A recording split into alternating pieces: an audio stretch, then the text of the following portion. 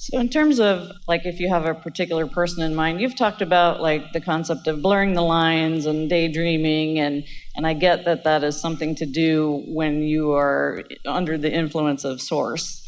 But I guess I would like a little bit more clarification on that subject in general, and I guess in relationships as well. Here's where we thought you were going to go. Because you all like to think. In other words, ooh, you are creative beings, and focusing is what you were born to do. And so you don't want a still mind. You want to focus. And you will focus. We're just asking you, get out ahead of it and choose your vibration before you focus. Can you feel that? Because if you're not tending to whether you're out ahead of it or whether you're not, your impulse to focus will still reign supreme, and you'll focus on something. You're never standing still. You are in every moment either making your world better or you're making your world worse. And by your world, we mean your personal world. In every moment, in other words, you're never standing still. So the question that we're asking you is, are you under the influence of source, in which case the focus that you're focused upon is collecting things from your own vibrational reality, from your vortex?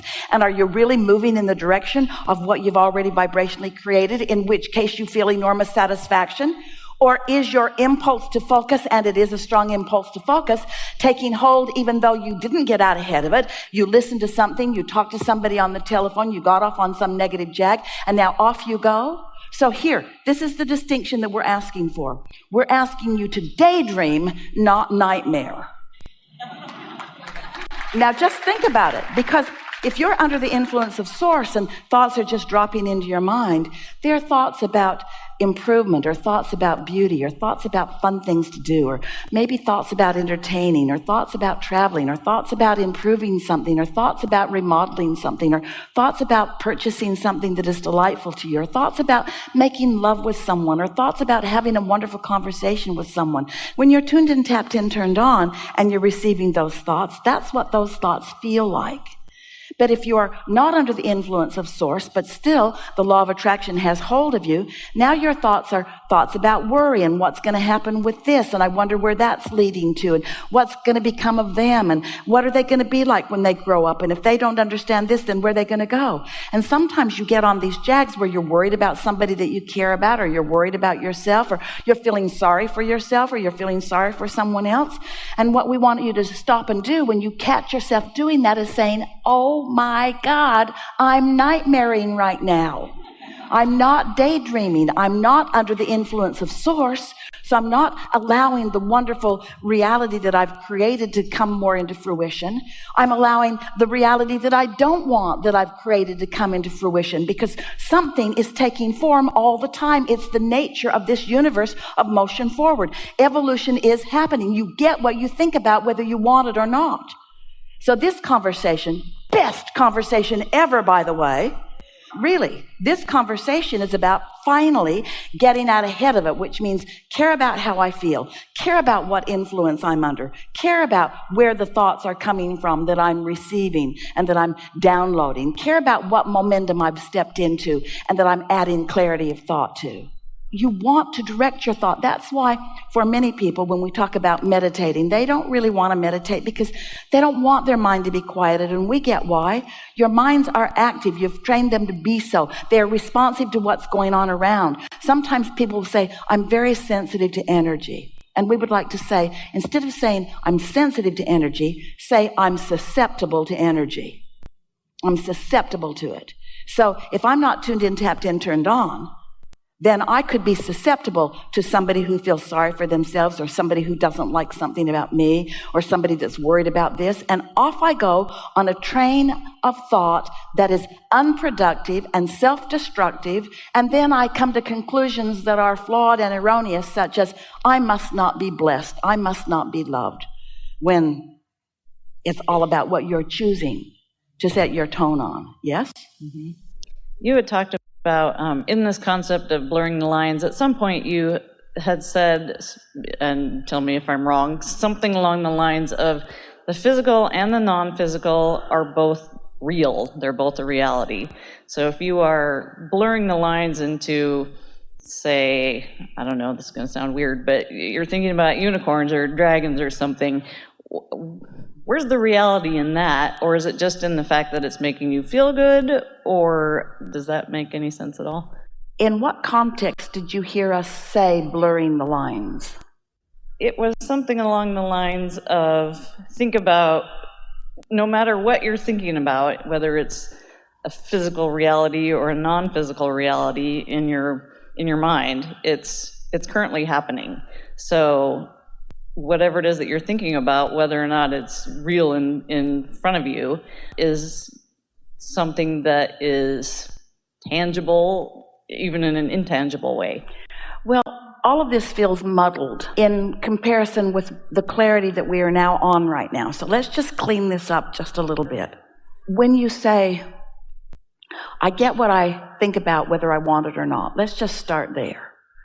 And then you say, but I can't control what I think about, which is where most people are. Most people can't control what they think about. Why? Because they let momentum go, and it's against the laws of physics for them to be able to take a thought of something unwanted that has a lot of momentum and stop on a dime and think something else. So if you think that's what we're asking you to do, then you're failing at it. And if you think you're failing at it, then you're worse off than you were before you ever met us. Once you accept that you are creating your own reality and that you are always offering a vibration, and then you say, how do I know whether the vibration that I'm offering, meaning the thought that I'm having, is of value or not? And then we say, if it feels good, it's of value. If it doesn't feel good, it's not. And then you say, but what if I can't tell?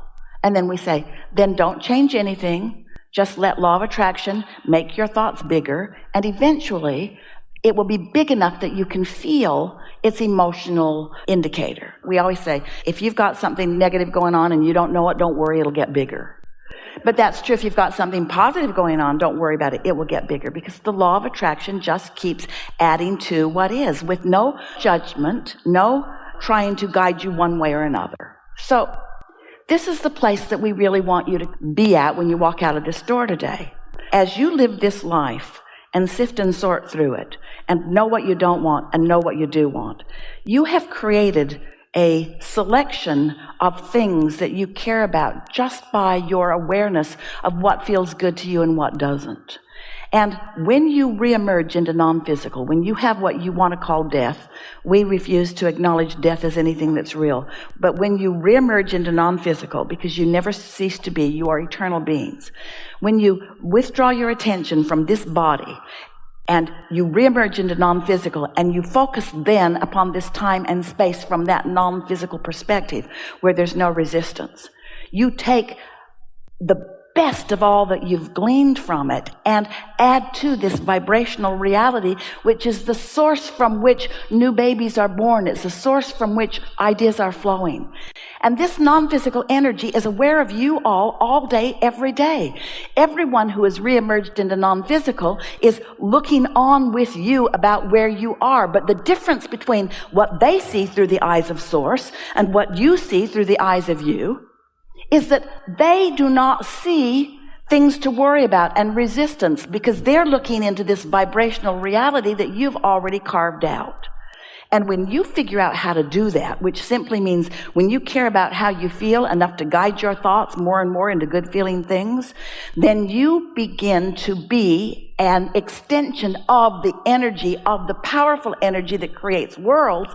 And now what flows through the fingertips of your mind is evident by anyone who watches you, because masterful, wonderful, good feeling things are your experience, you see. And then you try to explain it to others, and maybe they're getting it and maybe they're not. Life experience is what teaches them. It's not words. It's life experience that teaches them. So you just teach through the clarity of your example. Most humans have had too many conversations about too many things while they're under the influence of something other than Source. So then they're just debating. How many debates do you want to have about abortion, or about parenting, or about immigration, or about this being legal and that being legal, with people on both ends of that battle, fighting, hardly any clarity coming out of any of it?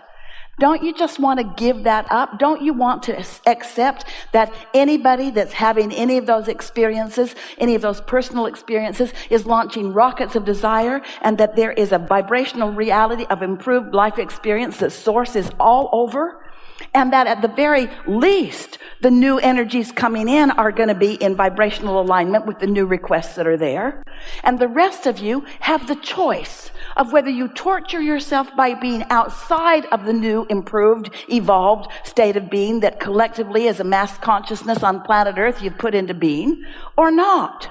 You get to be as joyful as you decide to be, but if you need things to change in order to make you feel joy, you're in deep doo-doo. You've got to find a way to feel the joy of what you have collectively created. You can't wait around for things to shift so that you observe it and then feel better.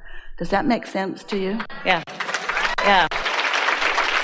There are so many people that would say, no, it's our advocacy that makes the difference. It's our pushing against it. It's mothers against drunk drivers, and it's war against poverty, and the war against drugs, and the war against cancer, and the war against AIDS, and the war against teenage pregnancy, and the war against, that's what's making the world a better place. And we say, no, that's making more war. That's making more things to have more wars about. In other words, you just can't get there from there. And friends, you've done enough with all of that, and we mean that in the nicest way we do. Your willingness to synthesize life has caused you to create a vibrational reality that you deserve to witness and live. But if you need everybody on the planet to agree with you, to witness it with you, and to live it with you, then you're going to have a long wait, because people are in various stages of allowing and acknowledging and feeling and being in touch with source energy. You have the ability to tune into that.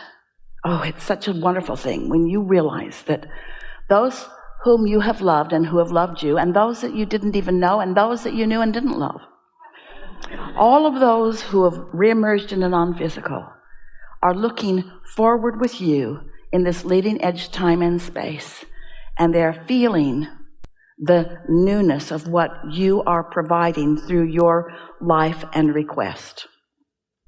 And they are seeing it with no resistance. And that's why your Earth continues to spin in its orbit, and that's why the food continues to be upon your planet. Don't you think that's a nice thing? There are no spaceships coming. There are no pipelines from other planets. There's not any of that going on. There's a perpetuation of well-being that is spawned by the power of the energy that this universe is really all about. And you can be part of that energy and thrive, or you can pinch yourself off from it and thrive less. You can tune in deliberately, or you can tune in accidentally. But it is our promise to you that when you get hold of the power that is yours to live, and it's the power of love, it's the power of whole, it's the power of good feelings, it's the power of clarity, it's the power of self-love, it's the power of loving others, it's the power of appreciation, it's the power of good feeling emotions. It's so interesting that so many humans do not make the equation that good feeling is a good thing, and that those empty, horrible, hateful, awful feelings are not good for you. They're not good for you. Once you get hold of this, what's going to happen to you is you're going to have greater feelings of that euphoria and greater feelings of your own power. For sure, you'll notice it in the next few days. But you're also going to notice that when you get crossways of it, it's going to feel worse than usual too. Because you can't move to this understanding and then drift from it without feeling the contest of that. If someone called you on the telephone and said, hello, you don't know me, I'm just calling to tell you that I will never call you again, you would say, thanks for letting me know, but you wouldn't worry about it. But if somebody you really care about were to tell you that, you'd feel stronger discomfort, meaning that when you really, really, really, really want something and you get off kilter from it, you feel bad. But if you sort of want it and you're off kilter, you sort of don't feel that good. If you really want something and you're off kilter, you really feel bad.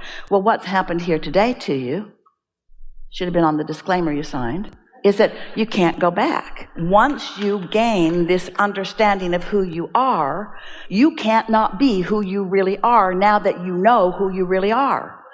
So there.